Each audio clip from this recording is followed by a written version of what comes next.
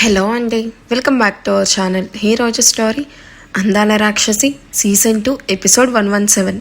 ఇక స్టోరీ ఏంటో చూద్దామా? పదండి వెళ్దాం. విషిత వెళ్ళగానే అప్పటి వరకు చెట్టు వెనుక దాక్కొని జరిగింది మొత్తం విన్న నిషాన్, ఇది కంత్రీలా ఉంది. అన్నయ్యను ఎలా అయినా సొంతం చేసుకోవాలి అని చివరికి ఇంత చీప్గా ఆలోచిస్తుందా? చచ్చిన ఈ ప్లాన్ సక్సెస్ అవ్వనివ్వను అని మోహిత్ విక్రమ్లకి విషయం చెప్పడానికి నిషాన్ తిరిగి మహల్లోకి వెళ్తాడు. బావా, ఏంటి విక్కీ, ఇంత నైట్ అవుతున్నా ఇంకా రాలేదు? ఇంత నైట్ ఎక్కడికి వెళ్ళుంటాడు? పైగా మొబైల్ కూడా స్విచ్ ఆఫ్ వస్తుంది. నేను అదే ఆలోచిస్తున్నాను మోహిత్. ఆయుష్ ఎక్కడికి వెళ్ళినా వెనకే ఫాలో అయ్యే మున్నాను కూడా వద్దన్నాడట. ఎలాంటి సెక్యూరిటీ తనకు అవసరం లేదని ఆయుష్ ఒక్కడే ఒంటరిగా ఎక్కడికి వెళ్ళాడు? అంత నీడేంటో ఎంత థింక్ చేస్తున్నా అర్థం కావడం లేదు.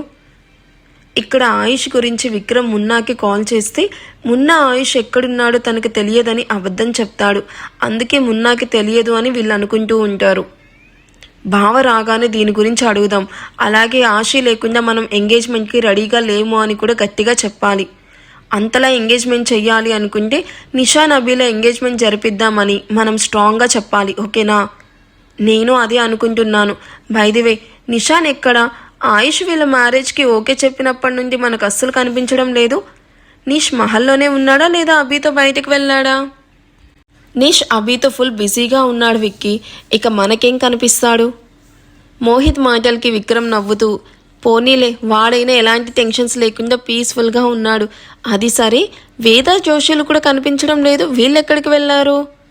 ఇంకా ఎంగేజ్మెంట్ డేట్ కూడా ఫిక్స్ అవ్వలేదు. వీళ్ళు అప్పుడే షాపింగ్కి రెడీ అయిపోయారు అని తలపట్టుకొని చెప్తూ ఉన్న మోహిత్ని చూసి విక్రమ్ నవ్వుకుంటూ అలా మాట్లాడుకుంటూ ఉండగా అక్కడికి ఆయాసపడుతూ వస్తాడు నిషాన్. నిషాన్ మొహంలో కనిపిస్తూ ఉన్న కంగారు సీరియస్నెస్ని చూసిన మోహిత్ అండ్ విక్రమ్ ఒకరినొకరు చూసుకొని నిషాన్ వైపు అయోమయంగా చూస్తారు. నీష్, ఏమైంది? ఎందుకంత టెన్షన్గా కనిపిస్తున్నావు? Is it everything okay? లేదు బ్రో, అన్నయ్య పెద్ద ప్రమాదంలో పడబోతున్నాడు. యు నో వాట్, మనం ఊహించిన దానికంటే ఆ అమ్మాయి చాలా చాలా డేంజర్ క్యాండిడేట్లా ఉంది అని నిషాన్ ఆయాసపడుతూ చెప్తాడు. నిషాన్ మాటలకి మోహిత్ కనుబొమ్మలు ముడిచి, ఎవరి గురించి నిష్ నువ్వు చెప్పేది? ఇంకెవరు బావా, ఆశీలా ఉన్న అమ్మాయి గురించి. వాట్ అంటూ విక్రమ్ పైకి లేచి రూమ్ డోర్ లాక్ చేస్తూ, ఏం జరిగిందో క్లియర్గా చెప్పు అంటూ నిషాన్ చేతికి వాటర్ గ్లాస్ ఇస్తూ అడుగుతాడు. నిషాన్ వాటర్ తాగి రిలాక్స్ అవుతూ, నా ఫ్రెండ్ కాల్ చేస్తే మాట్లాడుతూ గార్డెన్ వైపు వెళ్ళాను. కాల్ ఫినిష్ చేసి మహల్లోకి వస్తూ ఉండగా ఆశీలా ఉన్న అమ్మాయి ఆ గార్డెన్లో ఎవరి కోసమో వెయిట్ చేస్తూ కనిపించింది. అది చూసి నేను కూడా తనకి కనిపించకుండా దాక్కొని చూస్తూ ఉంటే సడన్గా ఒకడు ప్లంబర్ గెటప్లో వచ్చి ఆ అమ్మాయికి ఒక ప్యాకెట్ ఇచ్చాడు. అది చాలా పవర్ఫుల్ సెక్షువల్ డ్రగ్ అట. ఈ నైట్కి అన్నయ్యను ఎలాగైనా తన వశం చేసుకోవాలి అని ఆ పౌడర్ అన్నయ్య తాగే మిల్క్లో కలిపి ఇవ్వాలని ప్లాన్ చేస్తుంది. అన్నయ్య ఎంత కంట్రోల్ చేసుకున్నా సరే పాసిబుల్ కాదని వాడు చెప్తూ ఉంటే నేను విన్నాను. నిషాన్ చెప్పింది వినగానే విక్రమ్ మొహం కోపంతో ఎర్రబడుతుంది. ఏంటి, ఆయుష్ని ఓన్ చేసుకోవడానికి ఇంత నీచంగా ఆలోచిస్తుందా? హౌ డేర్ షీ ఈజ్ అంటూ కోపంగా పైకి లేస్తూ సీరియస్గా అంటాడు.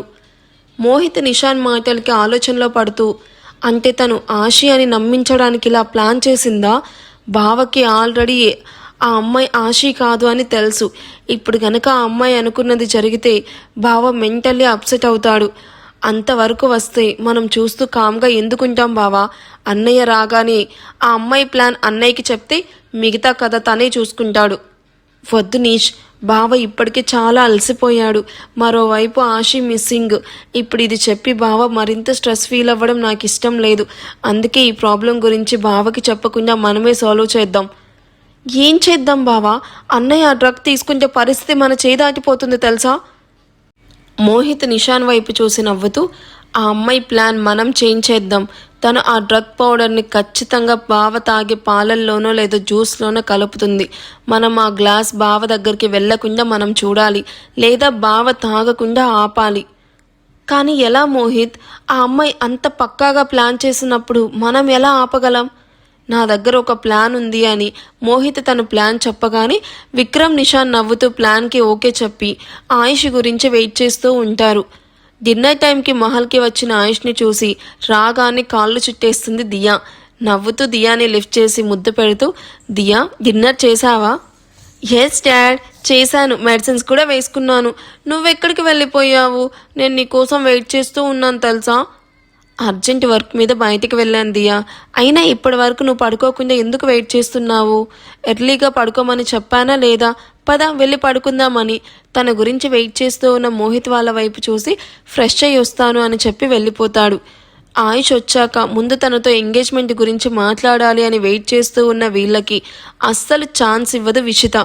దియాను నిద్రపుచ్చి డిన్నర్ చేయడానికి వచ్చిన ఆయుష్ పక్కనే కూర్చుంటూ ఆయుష్తో ఏదో ఒకటి మాట్లాడుతూ ఉంటుంది.